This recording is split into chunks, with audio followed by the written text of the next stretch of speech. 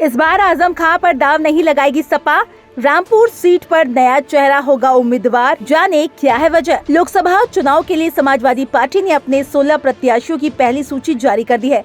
मुरादाबाद मंडल की संभल सीट पर भी प्रत्याशी घोषित कर दिया गया है। सपा के वरिष्ठ नेता आजम खां, उनकी पत्नी डॉक्टर तंजीन फातिमा और बेटा अब्दुल्ला इस समय जेल में बंद है। ऐसे में सपा के लिए रामपुर लोकसभा सीट से प्रत्याशी की तलाश करना बेहद चुनौतीपूर्ण होगा। रामपुर को समाजवादी पार्टी के नेता आजम खां का गढ़ माना जाता है।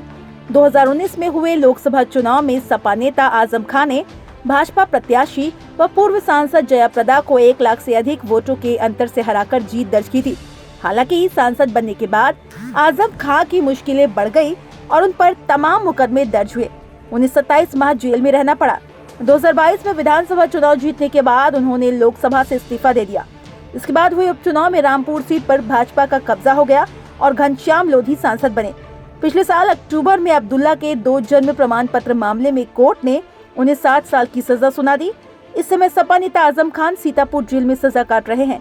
इसी मामले में उनके बेटे अब्दुल्ला आजम हरदोई जेल में हैं और पत्नी डॉक्टर तंजीन फातिमा रामपुर जेल में सजा काट रही हैं।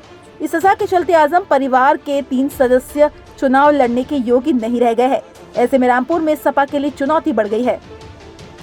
सपा ने लोकसभा चुनाव के लिए जारी की गई अपनी पहली सूची में संभल से डॉक्टर शफीकुर रहमान बर्ग को अपना प्रत्याशी घोषित किया है।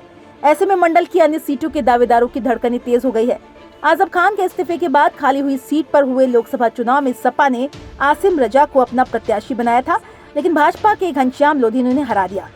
इसके बाद रामपुर विधानसभा सीट पर हुए उपचुनाव में सपा ने आसिम रजा को अपना प्रत्याशी बनाया था, लेकिन उसमें भाजपा प्रत्याशी आकाश सक्सेना ने उन्हें शिकस्त दे दी थी। ऐसे में रामपुर सीट से आजम का विकल्प तलाश करना सपा के लिए बड़ी चुनौती होगी। सपा नेता आजम खां के कद की बात की जाए तो पार्टी हाईकमान मुरादाबाद मंडल के प्रत्याशियों की घोषणा से पहले उनकी मर्जी जानता था। सपा से जुड़े जानकारों का कहना है, टिकट तय करते समय आजम खान की मर्जी चलती थी। सपा नेता जिसे चाहते थे उसको ही मंडल में लोकसभा या फिर विधानसभा चुनाव के लिए टिकट दिला देते थे। सपा नेता आजम खां का रुतबा जेल में रहते हुए कायम रह चुका था। आजम खान 2022 में हुए विधानसभा चुनाव के दौरान सीतापुर जेल में बंद थे।